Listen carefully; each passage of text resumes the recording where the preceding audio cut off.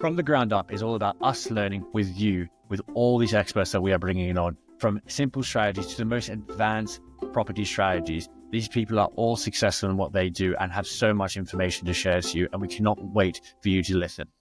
James, it's awesome having you today, mate. It's been, I think, about a year and a half since we first met you. I think it was a pin that was the first time that we met at, which was, you're probably like, we're looking at you like, wow, this teacher is now quit his job and doing these amazing developments. Yeah. But no, mate, so it's great to have you on here. Just give the people a little bit of an introduction on yourself, what you've been up to, and what you previously did, and then we'll kind of dive into it. Yeah.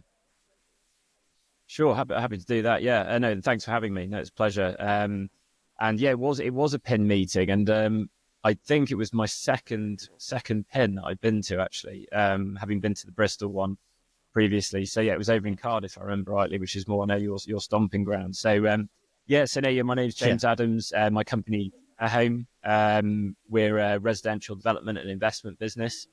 I had a previous career working as a teacher, so I was a teacher for about 12 years in secondary schools. My subject's economics, so that's kind of my academic background. Taught mainly kind of 16 to 18, and quite a long story with property one way or another. But I was doing property whilst teaching, so it's a lot of people's favorite sideline, isn't it? Side hustle, doing property. So I was landlording on the side, always had a development angle to the property stuff I was doing. So it wasn't just a case of kind of renting out vanilla properties. I always had kind of a development angle, doing refurbishments and that sort of thing. So I really enjoyed it. And I started in 2014. So it's been just over 10 years. And About 5 years ago, so it was just exactly 5 years ago, really, because I would have stopped at the end of the academic year in 2019.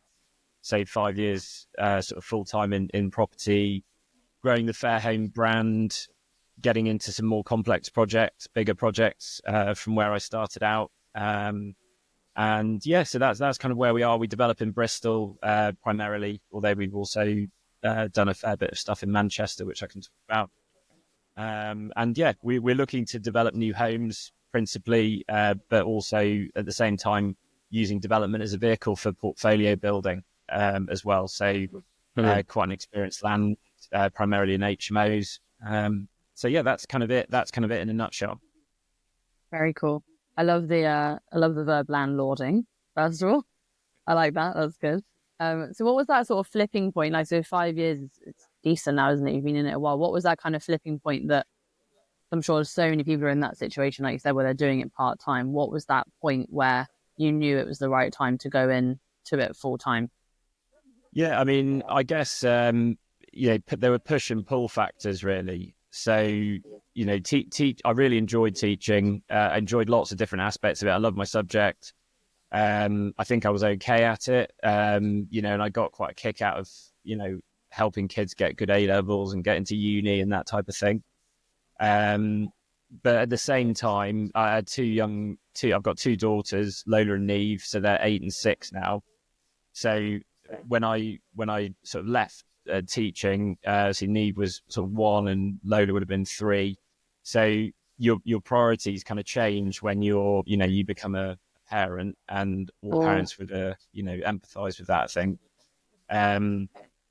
And so, I wanted to spend more time. I want to spend more time with my kids. I wanted to give them a better financial footing, I guess, in the future, for our family. And teaching isn't, necessarily the best way to make a lot of money. It's not really why you do the job. So there was that angle to it. I think the overhead of teaching was pretty significant. I had about 370 kids in my department across 2 subjects with the business as well. And it's a full on job.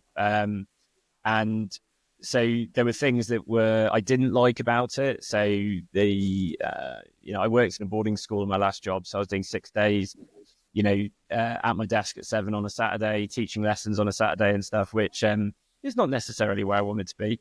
And I think, there's a lot of overhead in terms of things like admin, dealing with parents, huge email traffic, lots of marking and that type of stuff. And I'd given it a good stint in teaching. I'd done sort of 12 years. So that I felt like it was time for a change.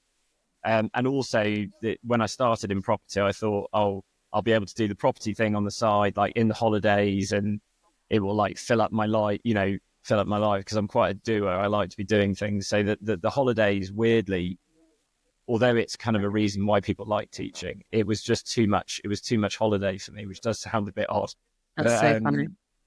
It was, yeah, I found, That's hilarious. Trying to do property, trying to time it. So it was like, oh, let's do a deal in the Easter holidays. It just doesn't work like that, does it? You can't control the timing so well. So I was finding that being so committed to teaching meant that I couldn't really do the property stuff. And that's really where my interest lay more, I think, as I guess I got older and I started to think about the trajectory of my, professional career, I suppose. So yeah, that was it really. And I'd had a small portfolio of HMOs, which obviously, they're quite good for income.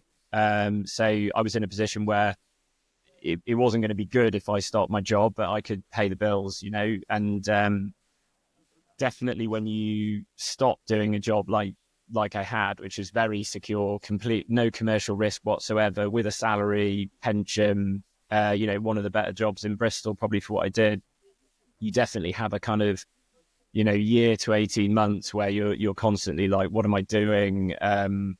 How am I going, financially just worried about stuff, and whether it was the right thing to do, because you always have the feeling that you're throwing away all of the effort, all the hours that you spend doing it, and because it's such a completely different thing to be in property development to being a teacher. You feel like you're kind of losing a lot, but in practice, after the kind of year to 18 months, and you get a bit of traction and you start doing a few more bits, you realize, I look back now and I think actually there's a lot of transferable skills, in what I do now from teaching, which might sound, bit surprising, but there is a lot of skills that you pick up from teaching that are really useful to me in what I do now.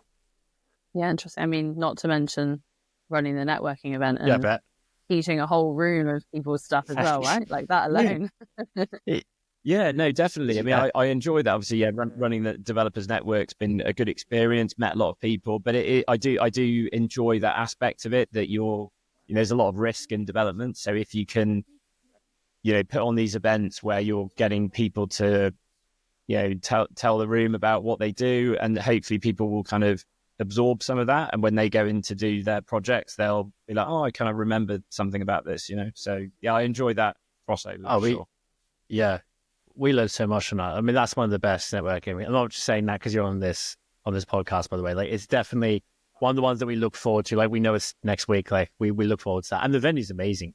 But what you said about the money thing, I think a lot of people don't think or talk about this when they are going into property, about like, or even just their own business, about the cash flow. Like, people think you have $1 million business as an example, that you're like a millionaire and you have all the $1 million in there. It's just really not the case. Like, cash flow is a massive thing, and you invest so much money and time that first year, especially in property development, it may take 4, 5, 6 months to actually get the first deal, but then 3-4 months renovating it, and then maybe a month and a bit to refinance it to actually feel the reward. And it's I don't think people teach that when they do these courses or anything. It's just about go get your deal, you'll be fine. And then there's always then the business side of it really lacks, I find, from a lot of people when they go into it, because it is business. Yeah, that's exactly it. And I think, people use the word kind of strategy a lot when they're, talking about this sort of thing, like, what's your strategy? And it's really, you should look at it as, you are running a business. So you've got to get clued up about all the aspects of running a business, really, because that's what it is. It just happens to be that what you do in your business is, property related. But yeah, it's a long game, property. I think, it's something that you do. If you look at successful people who are in their 50s or 60s, it's easy to look and think, oh, they've just acquired all these properties and it's been so easy, or they've built out schemes and it's been, a breeze, but they'll have been chipping away at that for years and years and dealing with all the stress and the problems that go with it. So yeah, it's not a quick thing, I don't think. How have you built over the last 5 years. And so obviously I imagine the big acceleration then when you went full time. Tell us a little bit about the journey from that point in 2019 to now. You've got some really cool stuff on now, which we obviously went and saw one not that long ago, a few weeks ago. So we can dive into that one as well. But yeah, tell us that kind of journey that you've been on with that. Yeah, so so it started off, as I said, I with the property stuff, I didn't really ever just buy vanilla kind of buy to lets, which is a great strategy to use the word strategy, but can be a great strategy. But I always thought I really enjoyed the creative aspects of development and the whole adding value process, which is really what development is all about, whether it's a piece of land or a building. So I wanted to that's always been something that I've enjoyed. So going back 5 years ago, my main sort of focus was up in Manchester in the northwest, buying terraced houses basically, which were inside the Article 4 area, which I'm sure people know about, but that's kind of where the council has restricted HMO development essentially. So you need full planning rather than just doing it under permitted development. And the reason why I was focused on Manchester, because I grew up there, parents worked at the uni, so I knew the kind of student area quite well. And essentially I was looking for very specific properties. So properties inside the Article 4 had been rented out to multiple sharers, typically 3, sometimes 4, that would have acquired the planning, even though it hadn't been applied for. They've effectively become an HMO through grandfathering rights, and then often through off-market sort of sourcing right to the owners, and then turn those 3 beds into 6 beds, and always quite sort of, I guess, luxury student, I suppose, is the kind of style. It's been done quite a bit now, but going back to when I originally started sort of 10 years ago, the student stock up in Manchester was terrible, as it still is in lots of these university cities. And so I thought there was a bit of a gap in the market to make, a kind of house that you'd want to live in. My cousin had been at uni in Manchester, and her accommodation was just unbelievably bad, like rising damp, penetrating damp, rats, the whole thing.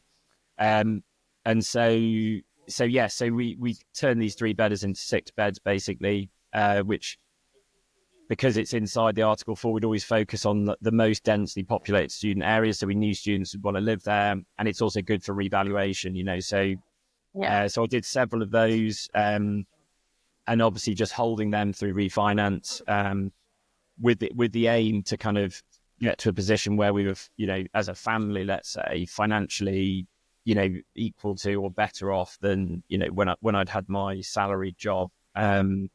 So yeah, did a few of those, and as I say, all in kind of the prime student areas of Manchester. So as I say, good for valuation, but also, I've had 0 voids in 10 years, apart from when we've changed over the tenants.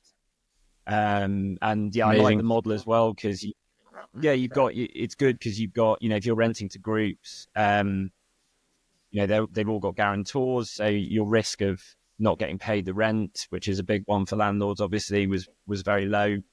But also because they're in a group and they're typically mates, they don't want to let each other down. So I've never had to call in a guarantor. Tenants always pay the rent. And yeah, really enjoyed sort of, making really nice houses for those student groups. So yeah, I did that for sort of a couple of years after I stopped teaching. And then, I guess, I don't know, ambition got the better of me, I suppose. But I knew that there were these changes coming in for commercial building use. They would be associated with new permitted development rights in commercial buildings. So I wanted to kind of, if you're going to knock around a house to that extent, you might as well, I don't know, buy an office and do the same, So I started to think about how I could do kind of bigger deals, utilizing essentially the same kind of process, basically. Amazing, yeah. You went into, I think it may not have been your first project. When we saw you in Pin, you were doing a really cool development, funnily enough, like out front of the school, which is ironic. That's right. Yeah. Was that your first bigger project, or did you do one before that? Yeah, that was that was the first kind of big project I'd done in terms of So it was a new build, which is obviously a different kettle of fish to doing a refurb or a conversion. So that was the development was called Carlton Park. It was again, so that was sourced off market. So we basically use the planning portal to find applications that are going into Bristol Council and South Gloss, North Somerset. We look at about 10 local authorities roughly. And the homeowner there was a bungalow, and he basically applied to have a row of 4 houses.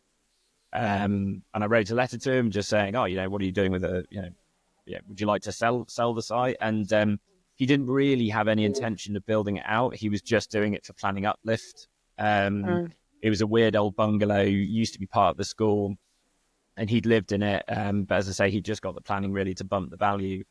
So that was in about 2021. I think I originally sort of found that site, and then we sort of, after a lot of negotiation and faff trying to get it bought, knocked the bungalow down, built 4 3-bed townhouses there, which we sold. So we finished that in February. Was it February last year? I think the build took about 11 months, and the last house sold in sort of about a year or so ago.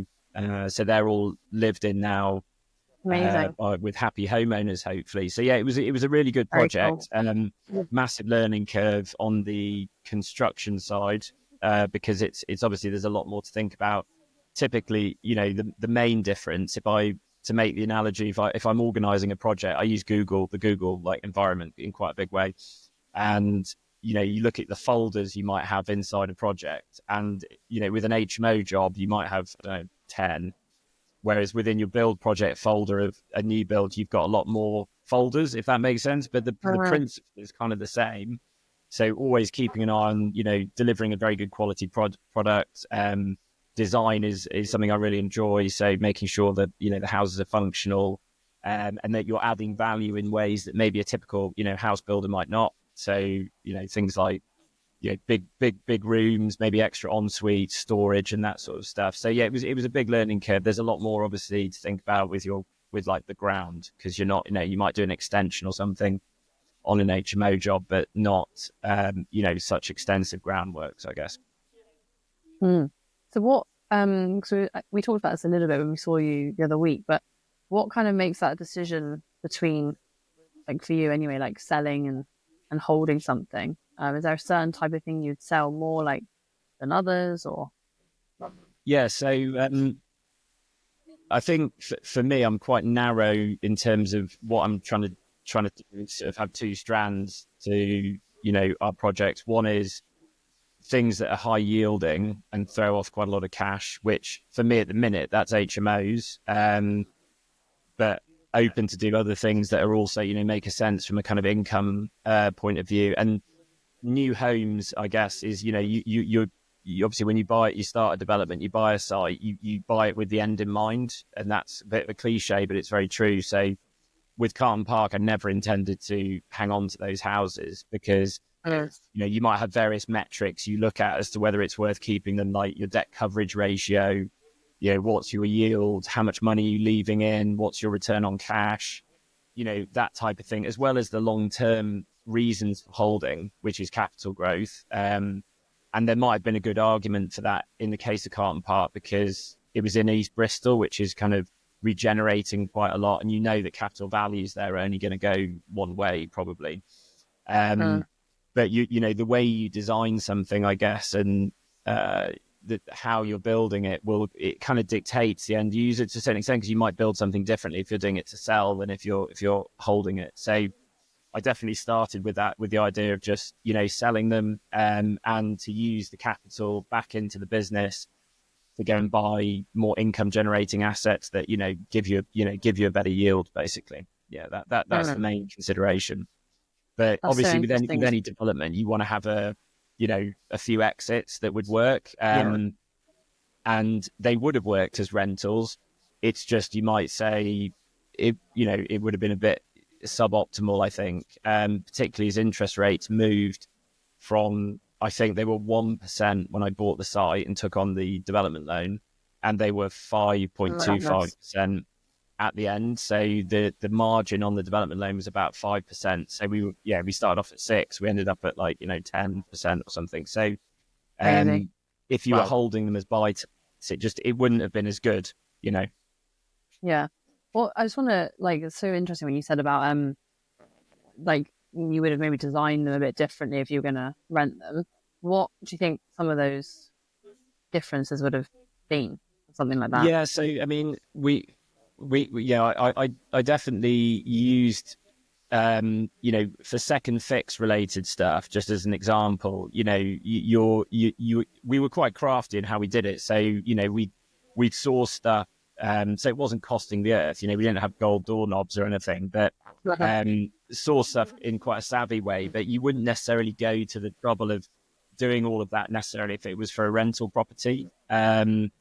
So yeah, a lot of the second fix related stuff was more like this is for a homeowner, and even down to things like the architraves, skirtings, that sort of stuff. We bought more expensive second fix joinery items because we wanted to give the houses a kind of like a characterful feel. So we had like oversized OG skirts and architraves, which if you're in a rental, you just have straightforward, architraves and skirts.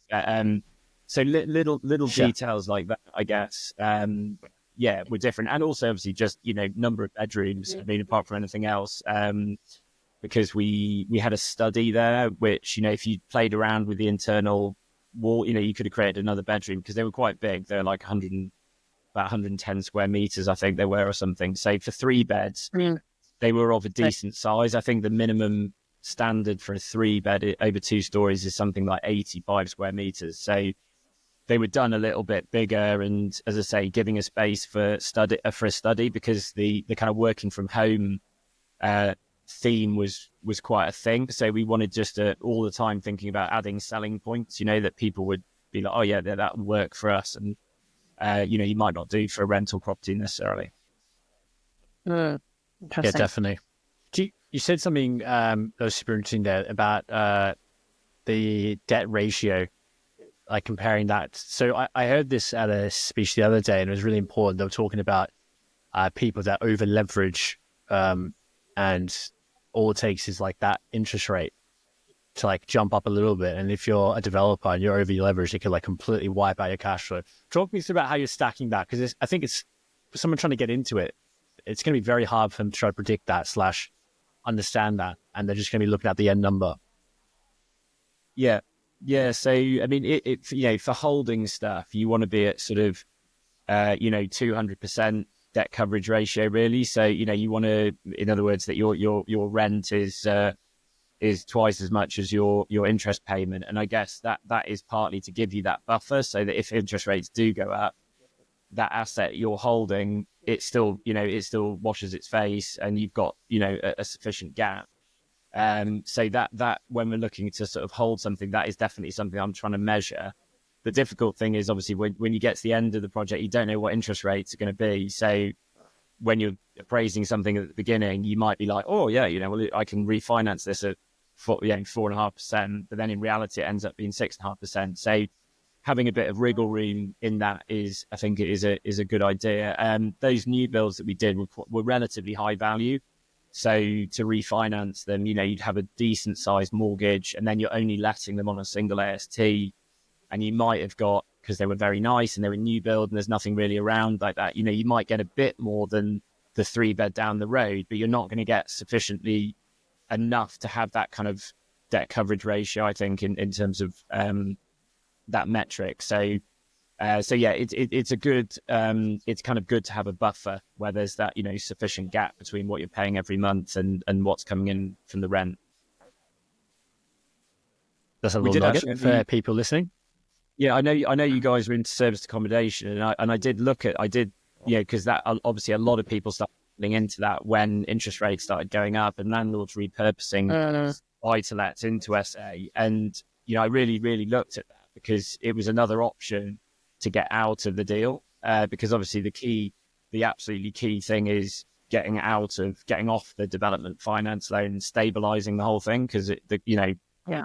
costs are eye-watering when you're on peak debt. So I did look at that, but I suppose the downside with that site was you were a little bit limited on options, because SA, as you know, it can work everywhere, but it will work at different price points and for different end users. So there you would have probably had, the contractor type market there. But it's tricky, because when you're refinancing, lenders, not all lenders are sort of comfortable with that. If you go for, short stay type debt, it's more expensive. But yeah, that would have been an option as a way of kind of pushing up the rent and keeping that coverage. Yeah. But as it was, I didn't have to go down that road, and got them all sold, which was good.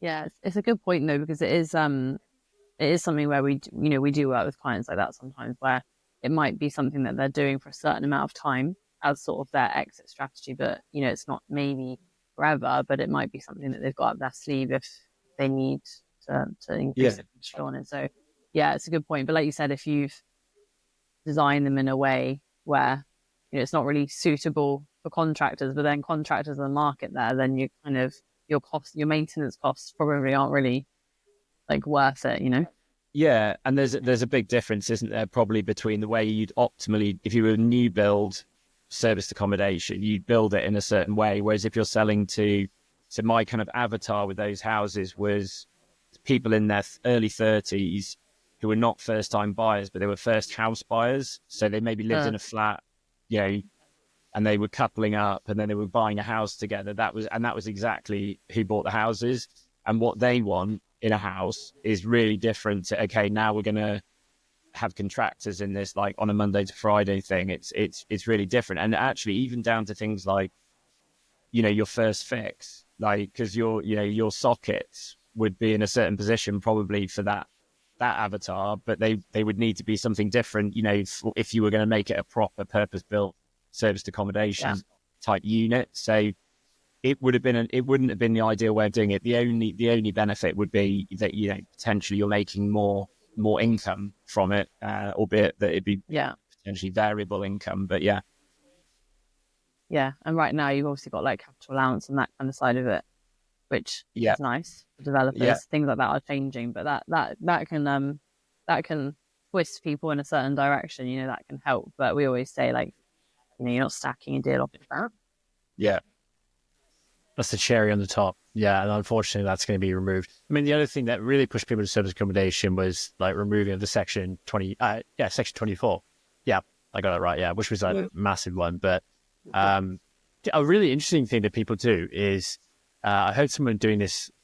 This is like their whole business model. Really weird. It's like a void strategy for service accommodation. So what they do is they work with developers, and they basically run it as service accommodation until either they rent it or they sell it.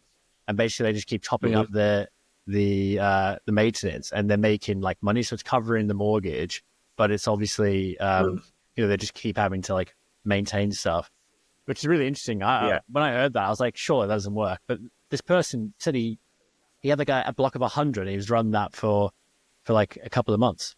And I was like, stacked up the management on that. I was like, wow, that is interesting strategy. Very interesting strategy. Yeah. See, when you jumped from this one, did you go straight into the military? So that's the one that I was going to say done, but it's So I probably quite a bit away. Yeah. So no, I so after that one, I bought a property in Filton in North Bristol, which was a 3-bed semi-detached house on a big plot. So we basically converted the 3-bed into quite a high-end HMO. The idea was to diversify a little bit away from students. So we did kind of, like all en suites, large bedrooms. It was, we did like a 6 by 5 meter extension, dormer extension, and ended up with a sort of 7 bed there. And then there was a garage to the side, which we demolished and did a new build on the side. Wow. So it's just added on to the terrace effectively. And that's a purpose built HMO essentially. So It's 4 beds, I say all en suite, really, really nice. And with that one, because it's very close to kind of, the engineering hub up there. So you've got Airbus around the corner and Rolls-Royce, GKN, BAE, and all of the other businesses that are up there.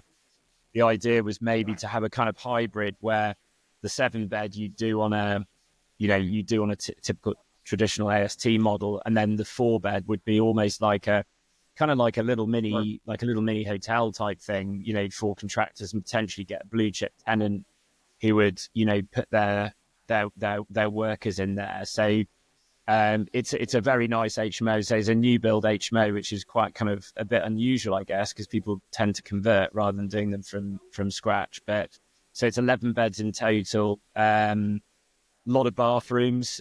So yeah, there was a lot of bathrooms going on. The M&E side of it was quite interesting, but working really well. I finished that in May of this year, and that is now refinanced. It's rented out, so we've got 7 professional sharers in the big house, and then 4 doctors in the new build. Because Nice. positioning wise, it's great because you've got, aside from the engineering, you've got Southmead Hospital, which is about, I don't know, a couple of 100 meters down the road. So it works really well. And obviously doctors, good so far, good tenants, but they're quite focused on their work. So, they're probably not partying till 3 a.m. every day and trashing your house. But I hope not. that worked well. It was quite a complex project though, to be honest. It was, with the conversion, there's a lot you always unearth things that you didn't anticipate being there. So you end up having to do quite a lot of extra work.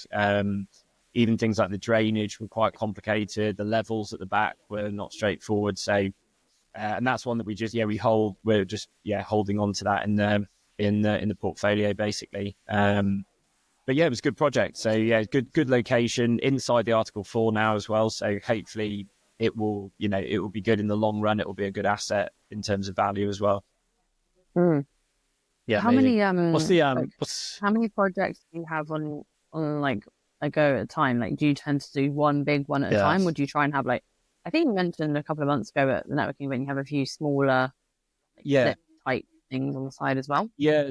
So because the timing, the bigger developments, if you look at it from when you find the site to where you're exiting, it's going to be like, for a new build thing, it's like, it's like 18 months, like, or more, and if you're stuck in planning, it could be a million years. So you can't just be doing that. So for me, I want to do things which are like a bit quicker to do and a bit less overhead in terms of financing. The planning might be easier. So, and it just keeps you moving because, I'm still relatively early in my, property career, and I consider myself, a relative beginner with a lot to learn. And I just want to keep moving and doing good projects and, completing them, paying off the lender, getting them tenanted or getting them sold, because that's how you build up your brand and your experience, really, So we since then, so pretty much immediately after that, bought another, was a sort of very knackered 3-bed house, which I finished today. Nice. Tenants are moving in tomorrow. Amazing. We had it sort of, this week's been a bit hectic because we had the guy, valuation was this morning. We had professionally shot on, I think it was on Wednesday, staged and all that. So been a bit hectic, but so that's now 6 beds. So we did like a rear extension, loft conversion, and it's 6 professionals in there. So they move in tomorrow. That's in Bristol, and that was 20 weeks from start to finish. So it's just quite easy, not too much overhead. I think with the bigger developments, there's a lot of problem solving going on all the time, and it's like, oh god, now we've got to do this, and then we've got this problem. How are we going to deal with that? So whereas with something like that, it's relatively more straightforward. So you can just, you tick off another one, and it's something that you can show to your investors. You can show it to, your peers, and they can see that you're doing stuff, and you've ticked off another project. So we've done that one since the big HMO job, and obviously the bigger one is Willow Tree Apartments, which you guys have been to, which I bought in November last year, and we should Yeah, it's a big lump. Yeah, yeah, It is a big lump. 8,000 square foot. Yeah, 8,000 square foot ex care home, which was very grotty, but is starting to take shape. Obviously, you guys have been down there. We should be Yeah, done. looking good. Hoping we'll have some people living there, for Christmas is the plan. But Yeah, what yeah, was it? It was 11 weeks when we were there. How's yeah. that 11-week schedule going? Are you still on track? Yeah. We've got a lot of guys on site now. So some of the team that were working on the smaller job I've just done, we're kind of moving them over for a few Nice. weeks. Because there's just a lot to do. We've got obviously a lot of outside space there. So you got to start thinking about your landscaping, external works, as well as actually getting the looking like flats rather than a building site, which it does feel like a building site at the minute. But yeah, it's coming Yeah. on. It definitely feels like a building site. Yeah, Oh, for it's sure. Yeah. but you can see it's interesting when we're doing our first one, like it's nowhere near, it's like 1/10 or even 1/20th of what you're doing, but you kind of see the transformation and like how slowly it goes. But then I feel like the last little bit, it looks like crap, but then all of a sudden, like some skirting boards, you paint, and all of a sudden it just comes a house, just Yeah. like within a week or Yeah, two, so which is just like, Yeah, Yeah. definitely. And I think with new build, the difference with new build is when you're doing some new build, it flies up really quickly. I don't know, you've got your brickies on site and they're chucking down loads of blocks a day, and all of a sudden you're up to first lift and you're like, wow, everything's happening. Whereas with a conversion, it feels dingy, like when you're in there, because everything's been ripped out and you've got just kind of like the lighting's terrible, and it's there's attritional. It feels quite attritional. So you go to site and you're like, Yeah. has anything actually happened since I was here last week? Yeah. Um, Yeah. But there's a lot of kind of the innards of those, of flats when you're converting. It takes a lot of time, to bring it together. And obviously when you get your dry liners in, and walls always make it feel better, don't they? We've got some walls to bedroom now, Yeah, you start So visualizing. yeah, attritional. It's like that's so cool. like what we've done, like Zach said, where it's a house, we're refurbing a house, right? So it's obviously not the same thing, but we're learning so much from doing it. And I think, like there's that kind of, like we've built a decent size extension on the back, and that happened so fast. I was like, wow, oh my God, it's flying. And then it kind of slowed down with kind of electrics, plumbing, like the kind of juicy things that are behind the scenes that are really boring. And you're like, oh, amazing. That looks so different. And plastering. Right. Yeah, exactly that. Yeah. Like I went to site today, and like we've got a drainage run that's gone in, and it's just somebody's had to, Amazing. Somebody's had to dig a hole, through a slab, and it's hideous work and takes forever and it's backbreaking, but it's crucially important because otherwise the toilet, you can't get your waste out. Yeah. So that's progress, but it's not as exciting as, oh, the walls have been painted, or the doors have been hung or something, it's not quite as exciting, but it all has to be done. Yeah. Yeah, that's so true. You know how you got your two projects on, you got like different multiple ones. You got your bigger one, which is like, what time, like if you were to think about like the last 6 months with the smaller one, the bigger one going on, where's your time kind of going to? Like if you were to break it down like a percentage wise. Yeah, I mean, massively towards the bigger one. It's probably like 80-20, on the smaller job, it's like, you've obviously got your design phase where you're thinking about, which really matters when you're doing an HMO conversion, because you've got to, we don't do really small bedrooms. It's just, we don't want pokey rooms. We want them to be designed well.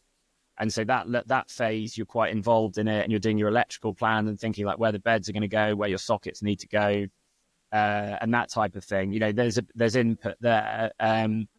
But, in terms of actual problems on site, like, I don't have the contractor ringing me up and being like, oh, how do we solve this problem? Or how do we solve that problem? Or, this is a bit of an unknown, because it's, once you've set up the design side of it, it's kind of like a press play thing almost. There's the odd thing where you might need to take a decision on something. Whereas with the bigger one, you've got multiple flats. They're all different in layout, but also we're selling them. So, you've got a freehold there, and you've got to split the title. You've got to think about how the lease, what's the arrangement going to be between the freehold and the leaseholders? What does that look like? What rights do you grant them? What's the service budget going to be? All the way through to things like, the brochure. You guys have seen the brochure, so you've got to think, the copy that goes into that. What images are we going to use? What fonts do we use? What colors are we going to use? So there's just a lot more things to think about on that. So it's definitely takes up more time for sure. But it's a bigger project. So the GDV on that side, so 2.7 million, whereas the HMO I've just done might be like 100,000. So it's reflected in the value, I guess, of the project to some extent, and how complex it is. And how have you, like we said at the beginning about building it as a business, which is super interesting because, like when you're saying that, these projects take a long time, we see, you see people on social media talking about, like you just said, this amazing like GDV, but then you've got to think about your like hourly rate, like your time in a year, right? And like you're actually working on it for that and not tying everything up into it, so you're stuck for a year. So how do you structure it as a business? Like, do you have any other like people? Do you have team members? Like, how do you? Yeah, so I've got two assistants that work for me. So one does kind of admin and property management. So she's completely proficient with ASTs and the prescribed info, lodging deposits, referencing tenants, and that sort of thing. There's a lot of comms with tenants, and that's helpful because I don't really need to be doing that, and it's taking me away from more, I guess, higher value stuff. And then my other assistant purely does site finding. So she's business development manager. So she does, we look at about 100 sites a month roughly. Because that's the kind of volume you need to look at if you're doing off market sourcing, you need to look at a lot of sites. And then otherwise it's all, consultants and subcontractors. I'm at the point now where I'm sort of probably going to take on kind of an executive PA. So like kind of like a mini me, I suppose, and somebody young who's quite hungry, wants to learn, and will probably get a lot from, the experience. And also it will help me to delegate, some of that. But also I pay myself from the project. So the projects pay, I've got a trading company, which is effectively a consultancy business. So, we'll pay development management fees from the development to that company. Yes. And that kind of covers off a lot of business expenses that we have, like paying this, paying people that work with me, and running, just running costs of a business. Like running business costs money, doesn't it? You just so my marketing manager, pays for my marketing manager every month, and it covers off some of my time, because really you should charge for your time, and definitely when you're doing smaller stuff, like with the HMO one, the smaller HMO I've just done, I didn't pay myself with that because it wasn't really taking up a huge amount of my time, and it's kind of, smaller deals don't have the meat in them to just in some ways to justify it. But I pay myself development management fees.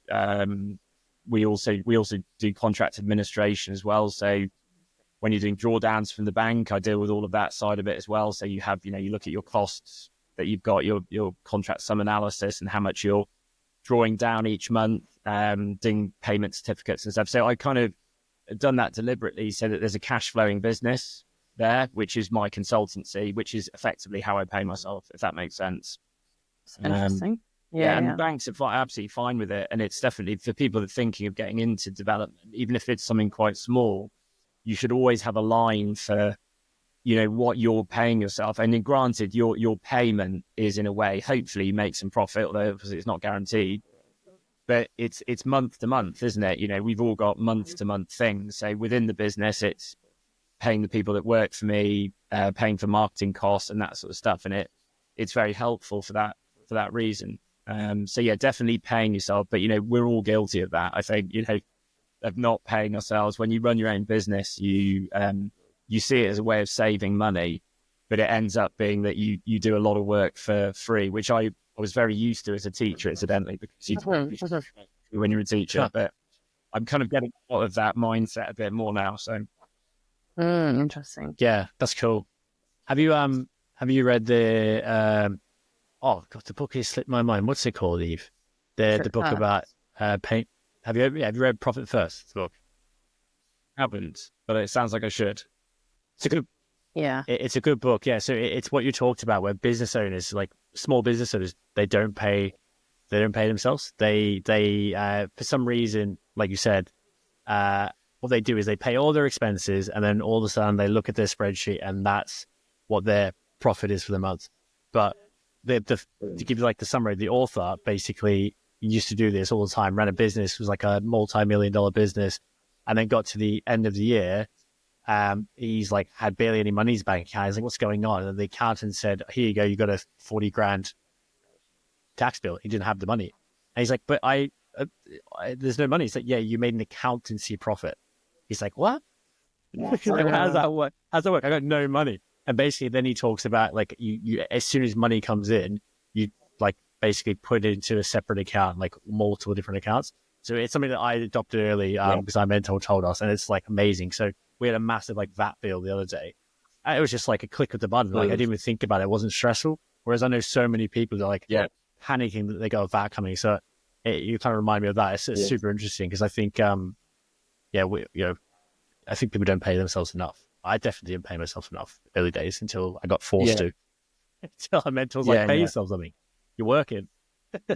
I think that's right. I mean, accountants and economists look at profit differently, don't they? So an accountant doesn't take into account opportunity cost, and the opportunity cost is what you need to cover off. It's just got to be done. But at the same time, there's sweat equity, isn't there? You running your own business is partly the grafting and doing the long hours and working on a Sunday, because in the longer run, it's you just have to get it done because you're dependent on yourself, I guess. 100%, yeah. What is the end in mind kind of for you, James? Like you're doing all these amazing projects, clearly doing fantastic right now. Where's the next 5 years take you? Do you got that vision? Yeah. I mean, my simple thing was when I stopped teaching, I sort of give myself 10 years and then see where I was, and cause like I said at the beginning, I'm quite a doer. Like I'm not one for sitting around twiddling my thumbs. So, but to be in a position where the bills are taken care of, and you're I don't have any ambitions to be doing honestly 100 unit schemes and stuff like this. I want to manage risk quite carefully, and hopefully at the end of 10 years have a decent portfolio that my kids will benefit from, and that will kind of pay for the bills and give us a decent lifestyle, some nice holidays, have our house, have our family home as we want it to have it, and really just be a master of my own time. That's the thing is, time is finite, isn't it? So, if you can be in a position where you've got more choice over what you do with your time, it's, that's a massive gift, so I'm kind of working towards that. And that's something I really enjoy doing, what I'm doing now compared to teaching, because although you've got all those holidays, it's very rigid. So you're literally ruled by a bell, if the bell's going, I've got to go to 3 or what have you. Whereas now, on a Tuesday, if I want to go for coffee, 10:43, I go for coffee. If I want to do a podcast with you guys at, what time is it? 3:42 on Friday, it's okay. That I'm not going to get bothered one manager. So it's so valuable, and it's the thing that people kind of coin as like financial freedom, which is not true in the sense you're not doing nothing with your time sitting around, but it's the choice, isn't it? I think that's a much better way of explaining it. Like for me, a big one was it was my mum's 50th on a Wednesday, and I could spend it with her on a Wednesday in the day. Like that's just so valuable. So yeah, I mean that is like the ultimate kind of goal, isn't it? Whatever that lifestyle looks like at that point is kind of irrelevant. But if you can get to that point and do what you want to be doing, then that's great, isn't it? Definitely. Yeah, so true. You know what's funny is like I remember when we quit our job, or I quit my job, and the first day, it was my normal routine where I went to the gym, and it was the first time I was like, I don't actually have to rush back from the gym to shower and eat and then get to work at 9. So I just went to a coffee shop and just like ordered a coffee and just sat down there at like 9 o'clock just because I was like, no one else gets to do this. Yeah, it's just like, you know, and it was just like this, like really, and I called my mum back home in Australia, and I was like, this is awesome. And I think Very people, like have that like because there's so many people that want to quit their job, and I go to so many networking events, and they don't know how to do it. They're all talking about doing these things, and I see these people, and this is probably leading to a question, like, what would you tell someone that's just constantly saying they want to quit their job, they want to get into property, but they're just kind of kicking the can down the road? What would your kind of wisdom or words be to them? Yeah, I mean, you know, the interesting thing is people talk about like property as a cash flow thing, which I've always found a bit strange, because actually property is terrible for cash flow, because it's very liquid. But I think what people mean is that you can replace your salary from the job you hate through another means and give you that freedom. And I think it's partly it's think carefully about why you want to do it. I mean, for me, I don't do what I do. It sounds like I'm lying, but I'm not. I don't do it I'm not really that motivated by money, which sounds a bit weird, because obviously you're running a business and it is about making money. But you've got to, you know, as I said, like I really enjoy the creative aspects of development. I like turning ugly ducklings into, you know, beautiful swans. Is that right thing? That's kind of like a species change. But anyway, you know what I mean? We'll run with it. That's it. Yeah, let's go with it. But yeah, so that I really enjoy that, and you know, the multifaceted side to development. You know, it's finance, it's design, it's quite creative, it's negotiation. You know, and that's really what I enjoy doing. And for me, like the brand delivering a good product is really, really important. It's about getting a good job done. You know, that's really what motivates me. So people need to think carefully about that, because actually a job is your best cash flow strategy, to use the word strategy again, because your job gives you money every single month. And you know, the idea of like just quitting your job and going, oh yeah, I'm going to be a property developer is like, I think, you know, you need to be a bit cautious with that. Because development especially is not good for cash flow. You know, it's actually terrible for cash flow, because you've constantly got cash going out, and then occasionally you get cash coming in. But you know, as a cash flow cycle, it's not great. So, and also like it goes back to those push and pull things. Like, are you trying to do this because you hate your job? You know, and are you just doing the wrong job? Like, is there something else? And I think honestly, because like you know, I been to quite a few networking things, meet a lot of people through the developers network who come along, and sometimes I think it's people are looking for something because they're not happy, and they don't like their boss, or they're bored, or they feel like they're not achieving what they want to achieve. And you know, it might be actually when you're assessing what you're doing, you're just doing the wrong job, and you need to have like a bit of a change there. And you know, I think doing it as a side hustle is a good idea, you know, to kind of learn, get more experience, keep the stability of a job, and then you know, see how it goes. But people do, like, you know, as you know, they get one HMO and they're like, you know, I'm tapping out of my job, and it's a bit it's risky.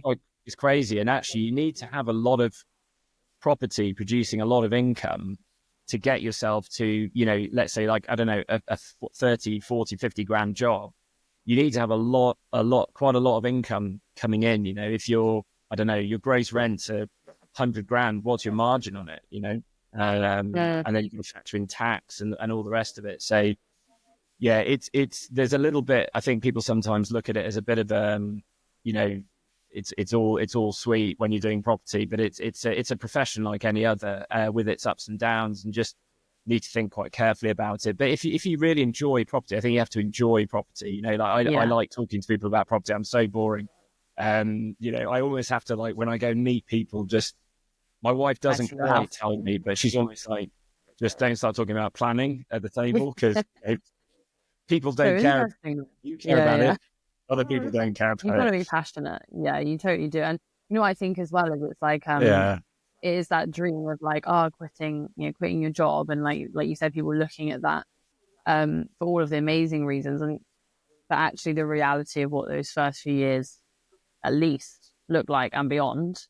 It's not easier. Like it's it's different. It's so different. It's not about comparing them, but it's just such a different thing, isn't it? And like you said, you're relying on yourself, so it isn't 9 to 5, and you don't really ever switch off. But that's great. And when you're doing something that you're passionate about, then that doesn't feel like a job. And I think that's the best thing. Like, I can't wait till we start doing, these kinds of things. Like, we've built this business that's amazing, and it's the cash flow business that we love and we don't want to get rid of. But then there's the profit plays and the asset building. I mean, when I was little, I used to make my mum take me to show homes and stuff. Like, that was what I wanted to do for fun on the weekend. And I would draw like floor plans in my spare time as a kid. So yeah, you've kind of got to love it, like you said. So it's and actually so having a trading business is really good, like, which you guys do. For all the reasons, it has lots of benefits to it. Same reason why, I've got a trading business. Is actually, if you're doing development, what value is there in a development business? And then when you start thinking of exit, like at the end, how do you exit? Because your development business doesn't really have any value, and that's why, I get, when I see developers who've also got a construction arm, that just makes so much sense to me. Like, sometimes having a construction business, I think it's like a headache, but it's kind of like a necessary evil. But that has value in it, brings in money. You're doing client work, and then you can do your developments on the side. And obviously, it's operationally very similar. So that makes a lot of sense. When I speak to people who are in the trades who wanted to start doing development, it kind of makes sense because they understand the delivery process, but they're also continuing to do their job in a way, brings in money. Good verticals there for sure. Yeah, it's valuable to use those, isn't it? Yeah, it is. I think, I love the conversation when it comes to business and property because, we're the same. We're quite boring. We just talk about business. But it's funny. If you said you were doing that, I was probably just playing video games and playing like football. Like that's my childhood. Property wasn't even it. Probably wasn't even an oversight. I was like, I should probably just buy a property and just. Yeah, no. I was more nerdy than that on the.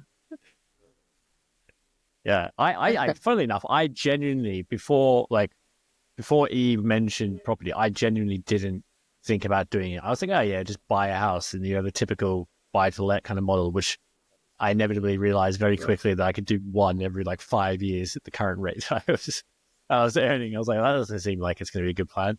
But I mean, this has been super interesting.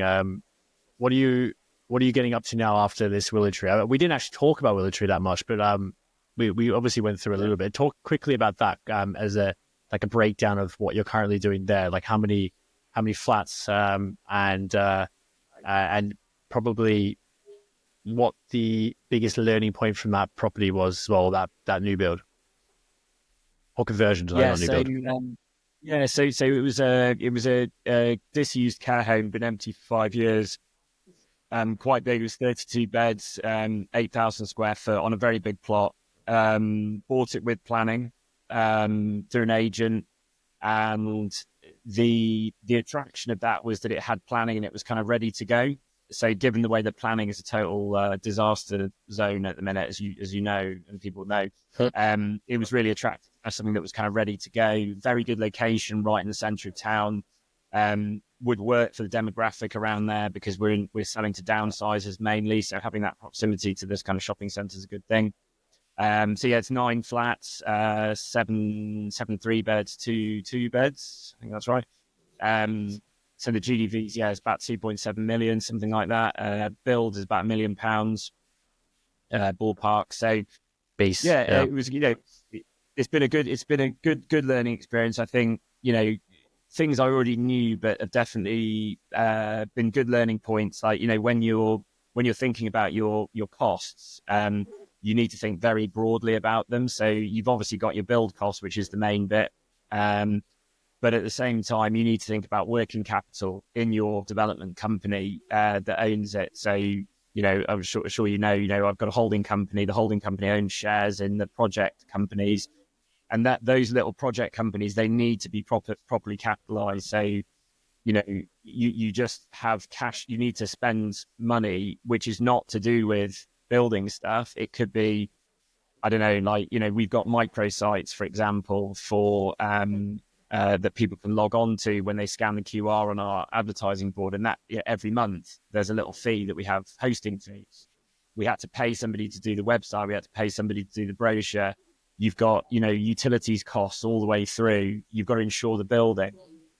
You've got post-completion costs because, even things like getting postal addresses, it costs money to do it. So that's one big thing. VAT is another big thing. So VAT is hideously complicated, as you probably know. But when you're doing something like that, your charge on the actual build is 5% because it's conversion. But you need to think about who's paying what. Is the construction company paying for things, or is the SPV paying for things? And when you're dealing with quite a bit of money, the VAT bill goes up quite a bit. So you need to do that, like manage that quite efficiently. So yeah, I think that's sort of that. Those have been two things that have been sort of reinforced, and that I think I've learned about there. And again, just learning more about selling new homes it's a skill. Knowing how to do it, when to do your marketing, thinking about who your avatar is, who's going to buy them, the price point you're selling them for, and those things. I've gained some more experience on sort of new home development, which has been good as well. So yeah, it's been it's good project so far. Lots of learning, a bigger build job, obviously, and yeah, utilities. Oh my god, it's so expensive. It's just crazy. So our electric, our new electric, our new electric connection alone was 22 grand. It's just like That's crazy. Yeah, that's mad. You've obviously just got to pay that, and you're not getting any money in from revenue. You just got to find the funding for it. So structuring the deal I learned quite a bit as well. So we funded that through equity and also through debt. So we have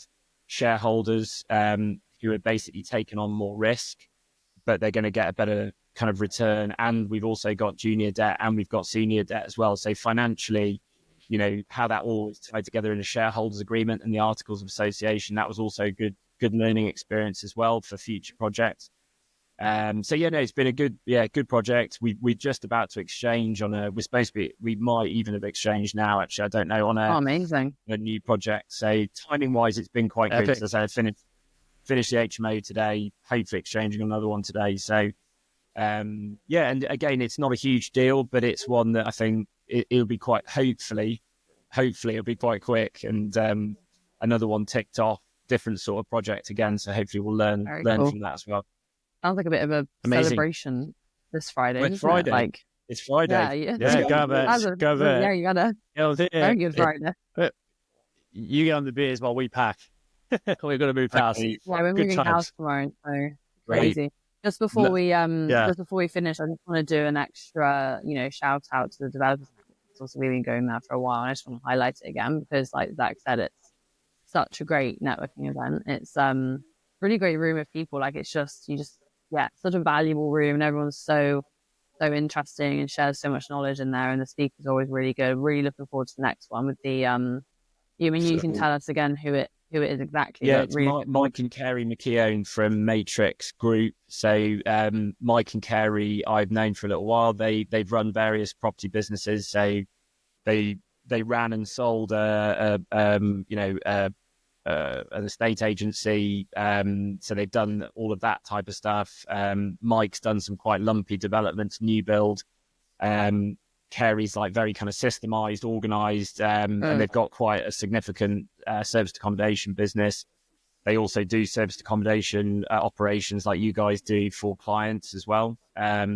So they're good business people, understand property pretty well, and have done quite a lot of different things from buy to let properties to being an estate agent to doing new build to serviced accommodation, and lovely people to boot as well. So I think they'll have quite an interesting story, and they're obviously looking to combine their, I guess, let's say the cash flowing type thing, the high yielding thing of serviced accommodation alongside new build and conversion, and doing it for that purpose. So it's quite interesting. I don't know lots of people who are doing it. So, and I think it's something that people are definitely interested in, serviced accommodation, and they're definitely interested in development. So hopefully sort of bringing the two together should be a good event. Yeah. We'll awesome. we'll leave the link for it. in the description because it is a good one. Anyone around Bristol, I mean, we travel an hour from Cardiff to come, so it's good. It's worth it. It is worth it. Yeah. All right. But no, James, it's been awesome. It's a lot of value here. So we'll put all James' details in the description if you want to reach out to James or even get involved in some of these some of these projects that are going on. He's got another HMO, maybe you can get involved. Reach out to him. But it's been a pleasure, mate, to keep smashing. You're doing fantastic things. Thanks. Awesome. Thanks, guys.